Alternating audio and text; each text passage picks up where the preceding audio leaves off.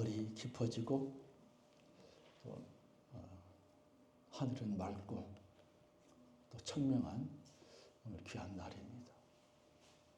오늘 예배에 참석한 우리 성도 여러분, 여러분의 삶과 여러분의 가정과 여러분의 자녀들에게 놀라운 하나님의 은혜와 축복이 있으시기를 간절히 축복합니다. 아멘. 오늘 말씀의 제목은 인생의 위기와 고난이 닥쳤을 때에. 인생을 살면서 누구나 여러 가지 위기와 고난을 당하게 됩니다. 때로는 어떻게 해야 할지 진퇴양난에 빠질 때가 있습니다. 뒤로 물러갈 데도 없고 그렇다고 앞으로 더 나갈 자리는 없습니다. 이럴 때 우리는 어떻게 해야만 됩니까?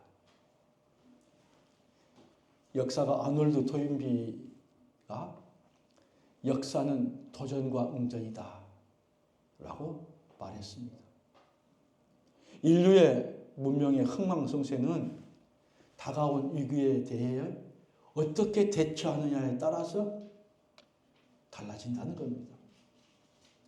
위기를 잘 극복하면 흥왕하고 왕성하게 될 것이고, 위기를 잘 극복하지 못하면 쇠하고 망하게 되는 것입니다. 우리 개인의 생활도 마찬가지입니다. 고난을 잘 이겨내 가면 전보다도 더 행복하고 풍요로운 삶을 살게 될 것입니다. 그러나 고난에 우리가 감당하지 못하고 무너지면 생각지 못한 더 힘들고 고단한 삶을 살게 되는 겁니다. 정신의학자 칼 메닝거가 위기에 대해서 이렇게 말했습니다. 사실보다도 중요한 것은 태도이다. 애티튜드라는 겁니다. 즉 위기 자체가 문제가 아니라 위기에 대처하는 우리의 태도가 더 중요하다는 것입니다. 그렇습니다. 어려운 일이 다가올 때에 어려운 일 그 자체도 힘들지만 이러한 위기에 대처하는 우리의 태도가 더 중요한 것입니다. 오늘 말씀은 이스라엘 백성들이 10가지 하나님의 놀라운 능력으로 애굽에서 나왔습니다. 나온 지 3일째 됐습니다. 광야길에서 이제 홍해 앞에 이르렀습니다. 거기에 장막을 치게 됩니다. 그때 그들에게 생각지 못한 엄청난 일이 벌어집니다. 애굽왕 바로가 600대의 병거를 이제 이끌고 엄청난 군대와 함께 이스라엘 백성들 추격해 온 겁니다. 이제 거의 이스라엘 백성들 가까이 미쳤습니다. 이를 본 이스라엘 백성들은 심한 죽음의 공포와 두려움을 느낍니다. 성도 여러분, 지금 이스라엘 백성들이 처한 상황을 한번 상상해 보십시오. 지금 그들 앞에는 도저히 건널 수 없는 홍해가 바로 놓여 있습니다. 한 발자국도 앞으로 나갈 수 없습니다. 만일 그들이 앞으로 나간다면 모두가 바다에 빠져 죽고 말 것입니다. 그렇다고 그 자리에 머무른다면 꼼짝없이 애굽 군대의 칼날에 모두가 도륙을 당할 겁니다. 참으로 홍해 바다는 이스라엘 백성들 자신들의 힘과 자신들의 능력과 노력으로는 도저히 극복할 수 없는 한계에 도달한 한계 상황이었습니다. 오늘 우리 인생도 마찬가지입니다. 때로는 그와 같은 한계 상황에 우리가 직면하게 됩니다. 극심한 질병, 생각지 못한 불의의 사고, 경제적인 어려움, 삶의 실패, 이런 것들이 인간을 고통스럽게 하고 절망케 합니다. 이러한 극심한 상황 가운데 우리는 오늘 어떻게 대처해 나가야 할까요? 첫 번째, 많은 사람들은 고난 앞에서 두려움과 공포를 느낍니다. 성경은 바로가 가까이 올 때라고 표현합니다. 바로가, 애굽의 군대가 바로 뒤따라왔다는 겁니다. 이때 이스라엘 백성들은 두려움에 사로잡혀 있고 스스로 낙심하고 자포자기합니다. 애굽으로 다시 돌아가자고, 옛생활이 낫다고 그렇게 생각하고 그렇게 행동을 하고자 합니다. 성경은 그들을 향해서 두려워하지 말라. 이스라엘 백성이여, 하나님의 백성이여, 예수님을 믿는 성도들이여, 두려워하지 말라 말씀합니다. 이것은 이스라엘 백성들이 두려워하고 있기 때문입니다. 두려워하는 마음은 하나님이 주시는 마음이 아닙니다. 그 두려움의 중심에는 하나님에 대한 믿음이 없기 때문입니다. 사람이 누구를 두려워하는 것은 중요한 신앙의 문제입니다. 삶의 문제이고요, 인격의 문제입니다. 누구를 두려워하느냐, 무엇을 두려워하느냐 하는 것이 그 사람의 삶의 질을 가늠합니다. 하나님을 두려워하는 사람, 세상을 두려워하지 않습니다. 요한 웨슬리는 죄만을 부끄러워하고 십자가를 자랑하고 하나님을 두려워하는 사람 100명만 있으면 세계를 변화시킬 수 있다. 하나님을 두려워하면 세상에 대해서 겁내지 않고 세상 가운데 나가서 세상을, 환경을 변화시킬 수 있습니다. 이런 사람은 넉넉히 세상을 이깁니다. 우리가 두려워할 것과 두려워하지 말아야 할 것을 잘 구분하는 것이 지혜입니다. 이것이 높은 차원의 신앙입니다. 두려워하는 마음은 자기 자신을 자포자기하게 만들고 포기하는 마음을 줍니다. 이런 두려움은 미래를 포기하게 하고 미래의 희망을 상실하게 합니다. 이런 두려움은 미래를 주신 하나님께 죄인 것입니다. 크리스찬 비즈니스맨의 리더십 개발이라는 그 책에 보면 두려움이 우리에게 미치는 악영향을 4가지로 정리해 놓았습니다. 첫 번째는 두려움은 우리의 잠재력을 마비시킵니다. 두려움이 있으면 우리가 가지고 있는 재능을 사용하지 못하게 묶어버리고 주저하게 만든다는 겁니다. 둘째, 두려움은 우리의 관계를 파괴시킵니다. 내가 두려운 마음을 갖고 있으면요, 사람과의 관계에서, 인간관계에서 문제를 일으키고 맙니다. 셋째, 두려움은 우리가 누리는 행복을 방해합니다. 두려움이 있을 때 결코 우리는 행복하지 않습니다.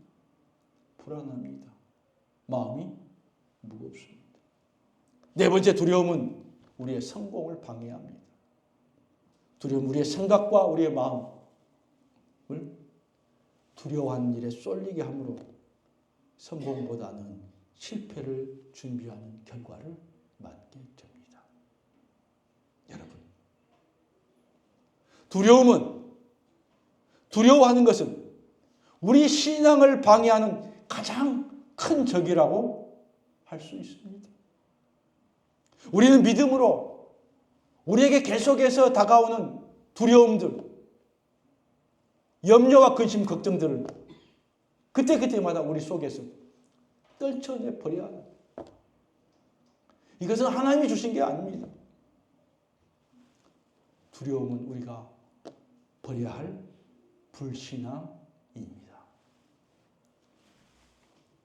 주님은 두려움에 떨고 있는 제자들에게 말씀합니다. 요한복음 16장 33절에 이것을 너희에게 쓴 것은 내가 너희로 내 안에서 평안을 누리게 함이라. 세상에서 너희가 환난을 당하나 담대하라. 내가 세상을 이기었노라. 아멘. 두 번째, 고난이 오면 원망과 불평을 하게 됩니다.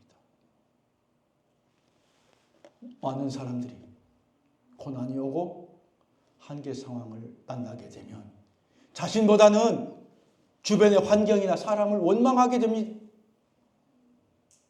나가서 자신을 원망하게 되고 또 하나님까지 원망합니다.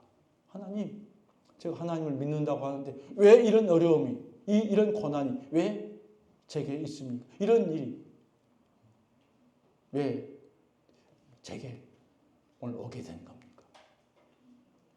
바로의 군사들이 쫓아오자 이스라엘 백성들은 여지없이 지도자 모세를 원망했습니다. 11절을 같이 합니다.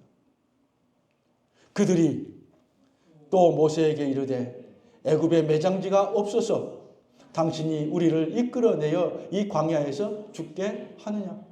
어찌하여 당신이 우리를 애굽에서 이끌어내어 우리에게 이같이 하느냐?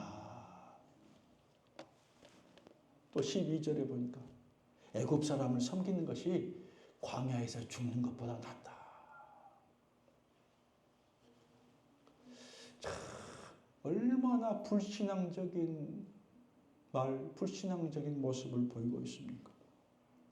여러분, 지금까지 하나님은 지도자 모세를 통해서 애굽의 그 고통스러운 압제에서 해방시켜주고 그대 참 자유를 주셨습니다.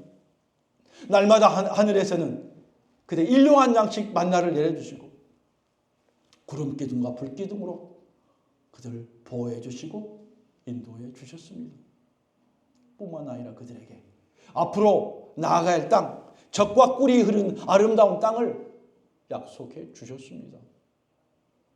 그럼에도 그들은 모든 것에 감사하지 아니하고 눈앞에 보이는 지금 당하고 있는 위기와 고난 앞에서 하나님과 모세를 향해서 불평과 원망을 늘어내놓고 있습니다. 여러분 삶 속에서 감사가 더 많습니까? 아니면 불평과 원망이 더 많이 있습니까? 한마디로 그들은 감사를 잃어버리고 말았습니다. 감사하지 않는 사람의 특징은요, 모든 것을 불평하기 시작한다는 겁니다. 원망과 불평이란 망하는 사람들의 모습이고 근성입니다. 그러니까 그런 근성, 그런 마음, 그런 생각을 우리 속에서 우리가 빼내야 됩니다. 구원이란 가장 큰 은총에 대한 감사보다는 오늘 내가 원하는 그 작은 부족 때문에 큰 불평과 원망을 하게 됩니다. 이게 인간의 본성입니다. 감사가 작아지고 감사가 점점 없어지게 되면 불평이 점점점 커집니다. 원망이 생깁니다. 반대로 감사가 커지면 불평이 잦아듭니다. 바울은 고린도전서 10장 10절에 이렇게 말씀합니다. 함께합니다. 저희 중에 어떤 이들이 원망하다가 멸망시키는 자에게 멸망하였나니 너희는 저희와 같이 원망하지 말라. 원망하다가 망했다는 거예요. 원망하지 말라. 원망과 불평의 결과가 뭡니까? 오늘 출애굽한 이스라엘 백성들이 하나님이 약속하신 약속의 땅 가나안에 들어가지 못한 것입니다. 얼마나 억울하겠습니까? 40년 동안 광야에서 고생하고 불평하고 원망했다가 감사하다가 이렇게 살았는데 결국 목적지에 들어가지 못했어요. 축복의 땅, 가나안 땅은 불평과 원망하는 사람이 거기에 어울린 것이 아닙니다. 가나안은 하늘나라의 상징입니다. 원망과 불평을 가지고는 하나님 나라의 천국에 적합하지 못합니다. 카네기는 다른 사람과 만날 때 좋은 관계를 만들어가는 세 가지 법칙을 이야기합니다. 카네기 세 가지 법칙. 첫째, 남을 비판하지 말라. 비판하면 관계가 깨져. 또 남을 비난하지 말라. 가족 간에도요, 형제 간에 비난하지. 또 남에게 불평하지 말라. 비판, 비난, 불평. 남에게 불평하거나 원망하는 것은 자신의 어리석음을 드러내는 겁니다. 시간적으로 정신적으로 절대로 우리는 옛일에 옛사건의 과거로 돌아가서는 안 됩니다. 원망과 불평은 과거로 돌아가려고 하는 사람들의 시도에 불과합니다. 이런 원망과 불평이 없어져야 우리는 앞으로 나갈 수 있습니다. 인간관계도 마찬가지입니다. 원망과 불평을 가지고 있으면 그것이 나의 발목을 탁 잡고 있습니다. 마지막 세 번째입니다. 믿음의 사람, 고난 앞에서 믿음으로 하나님을 바라봅니다. 오늘 우리가 이런 사람이 되어야 됩니다. 오늘 모세는 절체절명의 순간에 극심한 고난 가운데 두려움에 떨며 원망과 불평하는 백성들을 향해서 오늘 13절과 14절 소망의 메시지를 오늘 던져줍니다. 자, 13절 14절 같이 하겠습니다. 모세가 백성에게 이르되 너희는 두려워하지 말고 가만히 있어서 여호와께서 오늘 너희를 위하여 행하시는 구원을 보라. 너희가 오늘 본 애굽 사람을 영원히 다시 보지 아니하리라. 여호와께서 너희를 위하여 싸우시리니 너희는 가만히 있을지니라. 아멘. 그들이 두렵고 불안해하는 그 원인은 바로 하나님에 대한 믿음이 없기 때문입니다. 여러분, 그 믿음은 어떤 믿음입니까?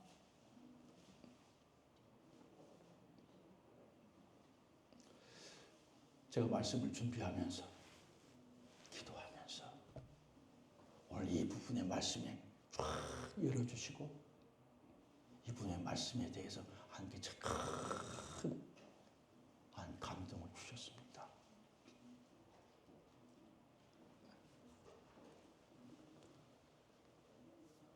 어떤 믿음입니까? 오늘 이스라엘 백성들이 그들 구원하시기 위해서 애굽의 10가지 재앙을 내리셨습니다. 장자를 죽이시고 이스라엘 보호하신 그 권능의 하나님을 믿는 겁니다. 그들이 믿는 하나님은 애굽왕 바로와 그 군대보다도 강하고 크신 분임을 믿는 것입니다. 오늘 그들 눈앞에 넘실거리는 홍해바다, 이 홍해바다를 만드시고 그 홍해바다를 주관하신 분이 그 홍해바다보다 넓고 크신 전능하신 하나님이심을 믿는 것입니다.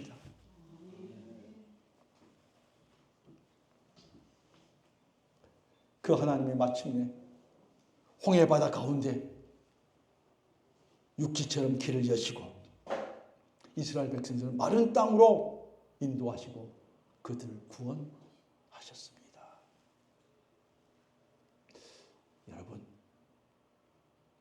여러분 삶 가운데 때로는 힘들고 때로는 복잡하고 여러분 앞길을 막고 있고 풀려지지 않고 노력하고 애쓰고 힘쓰고 했지만 나아지지 않고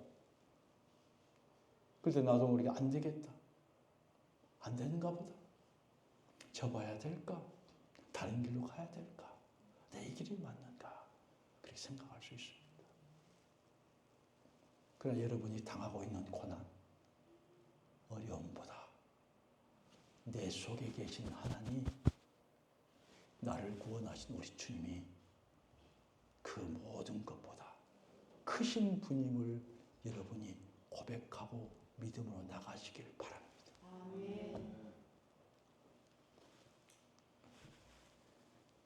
그 홍해 바다 가운데 그들의 대적 바로 왕과 모든 군대를 하나님께서 물로 덮으시고 하나도 남지 않게 하셨습니다. 성경은 그것을 이렇게 표현합니다. 그들을 돌처럼 깊이 가라앉게 하셨다. 출애굽기 15장 5절에 그들을 완전히 물속에서 하나도 남김없이 다 하나님께서 수장시켰다. 흔적도 없이. 조금 전까지만 해도 두려워 떨고 조금 전까지만 해도 자기는 죽을 것을 두려워하고 안 되겠다. 그냥 항복하고 그냥 노예로 다시 돌아가자. 그런 생각을 했는데 오늘 모세의 말처럼 오늘 하나님이 너희를 위해서 하는 구원을 너희가 볼 것이다. 하나님을 바라보아라. 하나님을 기대하라. 그러고 나서 몇 시간 지나지 않아서 그런 놀라운 애굽의 군대가 병거가 바로 왕이 흔적도 없이 사라진 것을 그들이 눈으로 보게 된 것입니다. 사랑하는 여러분, 하나님은 오늘 여러분과 저에게 여전히 말씀하십니다. 너희는 두려워하지 말고 가만히 있어서 여호와께서 구원하신 구원을 바라보라. 여러분의 힘들고 어려운 일, 여러분의 힘과 능력과 노력으로 할 수 없는 모든 문제를 하나님 앞에 내려놓으십시오. 그리고 믿음으로 하나님을 바라보시길 바랍니다.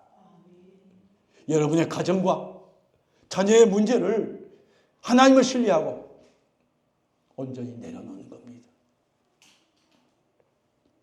고쳐지지 않는 고질적인 각종 질병의 문제들, 가족들에게 자녀들에게 있는 크고 작은 질병의 문제들, 그런 어려움들을 하나님 앞에 내려놓고 하나님을 바라보십시오. 우리를 만드시고 우리 자녀들을 만드시고 치유하시는 그 하나님 만져주시고 회복시켜 주시고 치유하여 주시고 고쳐주옵소서. 우리는 할 수 없습니다. 여러분의 사업과 여러분의 직장의 문제, 여러분의 경제적인 문제, 그걸 내려놓고 하나님을 눈을 들어서 바라보시길 바랍니다. 여러분의 어려움, 문제, 고난, 질병, 그것보다도 하나님은 더 크시고 하나님의 능력이 많으시고 그 하나님이 우리를 도우시려고 팔을 벌리시고 축복하시고 우리를 사랑하시는 그 하나님의 구원을 오늘 여러분이 기대하면서 바라보시기를 바랍니다.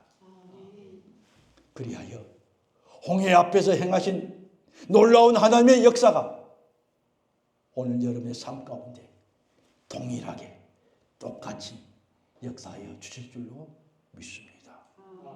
하나님만이 여러분의 믿음에 응답하시고 놀랍게 역사하실 것입니다. 하나님께 난 자는 세상을 이기고 믿음에서 승리한다고 성경은 말씀하고 있습니다. 하나님만이 우리의 구원이시며 하나님만이 우리의 능력이시고 하나님만이 우리의 소망이십니다. 고난 가운데서 담대하게 믿음으로 승리하는 귀한 여러분 되시기를 주의 이름으로 간절히 축복합니다. 감사합니다. 하나님, 오늘 어려운 인생의 위기와 고난이 닥쳤을 때에 내 힘으로, 내 능력으로, 내 노력으로 감당할 수 없을 때에 그때에 하나님, 우리 하나님을 바라보며 그것보다도 더 크신 하나님을 바라보기를 원합니다. 우리를 막고 있는 큰 산, 큰 장애물, 내가 감당할 수 있는 큰 장애물, 오늘 그 너머에 우리 하나님 계시고 그 모든 큰 산과 그 장애물이 하나님 앞에 평지가 되고 오늘 믿는 우리 앞에 평지가 되어서 우리 하나님이 함께 하심으로 넉넉하게 극복하고 승리하게 해 주실 줄로 믿습니다. 믿음으로 고백하는 우리 귀한 우리 성도들 되게 하여 주옵소서. 예수님의 이름으로 기도하옵나이다. 아멘.